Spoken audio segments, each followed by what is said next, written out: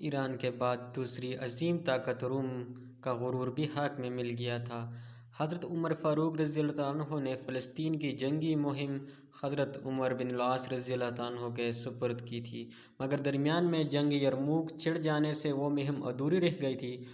کیسر روم کے اقتدار کا خاتمہ ہوتے ہی حضرت عمر بن العاص رضی اللہ تعالیٰ عنہ نے آگے بڑھ کے بیت المقدس کا محاصرہ کر لیا۔ عیسائی قلعہ بند ہو کر مقابلہ کرتے رہے۔ اس دوران میں حضرت ابو عبیدہ رضی اللہ عنہ بھی اپنے لشکر کے ساتھ بیت المقدس میں پہنچ گئے۔ عیسائیوں نے کچھ دنوں تک مدافعت کی، مگر ان کی عسکری قوت بکھر چکی تھی، اس لیے مسلمانوں سے صلح پر آمادہ ہو گئے، مگر اس کے ساتھ ہی یہ شرط بھی رکھ دی کہ خود امیر المومنین حضرت عمر فاروق رضی اللہ عنہ یہاں آ کر صلح کا معاہدہ تحریر کریں گے۔ چونکہ یہ بڑی عجیب شرط تھی، مگر حضرت ابو عبیدہ رضی اللہ عنہ نے فوراً ہی قاصد کو ایک خط دے کر مدینہ منورہ کی طرف روانہ کیا۔ خط میں یہ عبارت درج تھی: اگر امیر المؤمنین بنفس نفیس یہاں تشریف لے آئیں تو بیت المقدس جنگ و جدل و خون ریزی کے بغیر مسلمانوں کے قبضے میں آ سکتا ہے۔ حضرت عمر فاروق رضی اللہ عنہ نے حضرت ابو عبیدہ رضی اللہ عنہ کا خط پڑھا۔ حضرت عثمان غنی رضی اللہ عنہ اور حضرت علی رضی اللہ عنہ سے مشورہ کر کے بلا تاہیر فلسطین کے سفر پر روانہ ہو گئے۔ عثمان کی آنکھ نے ایسا منظر نہ پہلے کبھی دیکھا تھا اور نہ آئندہ کبھی دیکھے گی۔ حضرت عمر فاروق رضی اللہ عنہ اس حالت میں مدینہ منورہ سے روانہ ہوئے کہ ستوؤں کا ایک تھیلا، ایک اونٹ، ایک غلام اور ایک لکڑی کا پیالہ آپ کا سامان سفر تھا۔ نہ چتر شاہی، نہ فوجی کثیر، نہ طب و علم، نہ محافظ و نقیب، کیسر و کسریٰ کے تاج جس کے قدموں کا غبار بن چکے تھے، یہ اس عظیم فاتح کا سفر تھا۔ کبھی غلام اونٹ کی مہار پکڑ کر چلتا اور حضرت عمر فاروق رضی اللہ عنہ اونٹ کی پشت پر سوار ہوتے، اور کبھی غلام اونٹ پر سوار ہوتا اور حضرت فاروق اعظم رضی اللہ عنہ اونٹ کی مہار پکڑ کر آگے چلتے۔ یہ 18 ہجری رجب کا مہینہ تھا۔ جابیہ کے مقام پر اسلامی فوج کے اعلیٰ افسروں نے حضرت عمر فاروق رضی اللہ عنہ کا استقبال کیا۔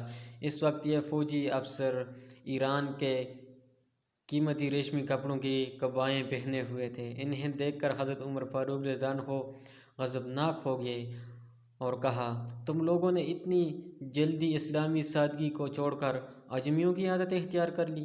فوجی افسران نے ریشمی قباؤں کے دامن اٹھا کر دکھائے جن کے نیچے جنگی ہتھیار موجود تھے۔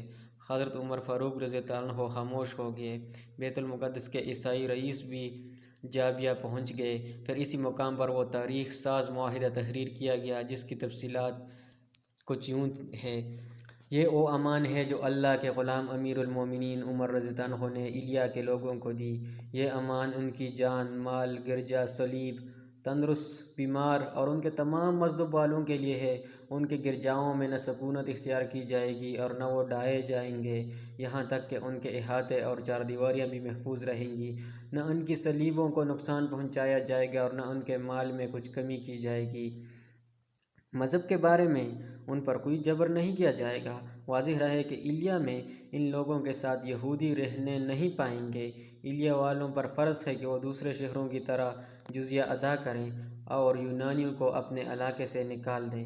ان یونانیوں میں سے جو شہر سے نکلے گا اس کی جان و مال کی حفاظت کی جائے گی جب تک کہ وہ اپنی جائے پناہ پر نہ پہنچ جائے، اور ان میں سے جو ایلیا ہی میں سکونت اختیار کرنا چاہے تو اس کے لیے بھی امان ہے، مگر اسے ایلیا والوں کی طرح جزیہ دینا ہوگا۔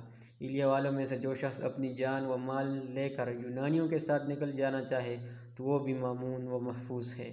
اس تحریر پر اللہ، رسول صلی اللہ علیہ وسلم، خلفاء اور مسلمانوں کا ذمہ ہے، بشرط یہ کہ یہ لوگ مقررہ جزیہ ادا کریں۔